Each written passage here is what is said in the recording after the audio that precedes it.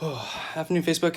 So, just finished with my workout and thought before again, when my client shows up, I would do another one of my videos. Today I'm going to go over another hip hinge. Some of my previous videos you guys saw doing like the glute bridge or the hip lift where you're laying on the ground and, squeezing your glutes, lifting them off the ground.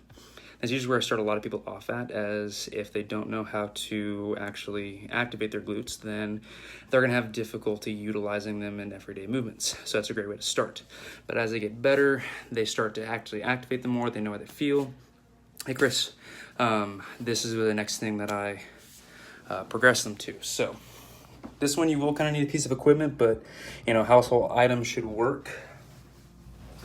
In this instance, I have a PVC pipe. This will work, or a broomstick, something that's, relatively long and slender, because the way you're going to use this is supposed to act as your spine. So this is supposed to teach you how to keep your spine nice and rigid. So what's going to look like is I'm going to step back, and I'm going to point three, and I'm going to place it down across my spinal cord here, and it's going to be 3 points of contact. You have your back of your head here, you have your mid-back, and then you have your sacrum down here. So I'm holding it in just a kind of an S hold, this is usually the easiest way to hold it. So it's right in line with my spine, that's how my hands are. And all I'm going to do, lift this up a little bit so I don't hit anything, right there. And now all I'm going to do is bow. Bow down. My goal is keeping 3 points of contact, my head, my back, and my butt in contact with this as I pull through. What a lot of people will end up doing is this, because they don't know how to use their glutes. So if this happens, this is wrong. I'm going to be here. You're going to stick your butt back, keeping all 3 points of contact. Doesn't really matter how deep you go right now. It's practice. You're trying to disassociate your spine from your hips, learning how to keep that spine neutral while your hips are hinging, going back and forth. And so this is a great way just to kind of practice up and down.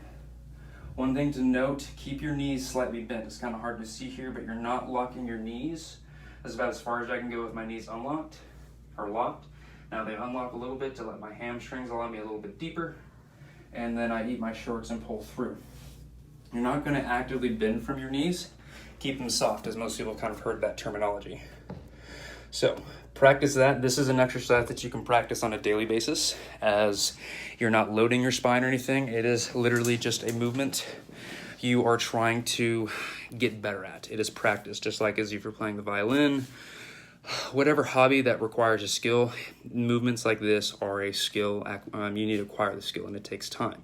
So skill acquisition is best when you're doing it on a continuous, consistent basis, not overdoing it. So don't do like 100 of them.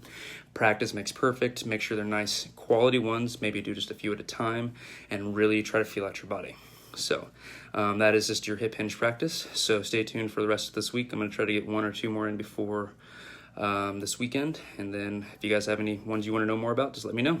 Have a good rest of your day.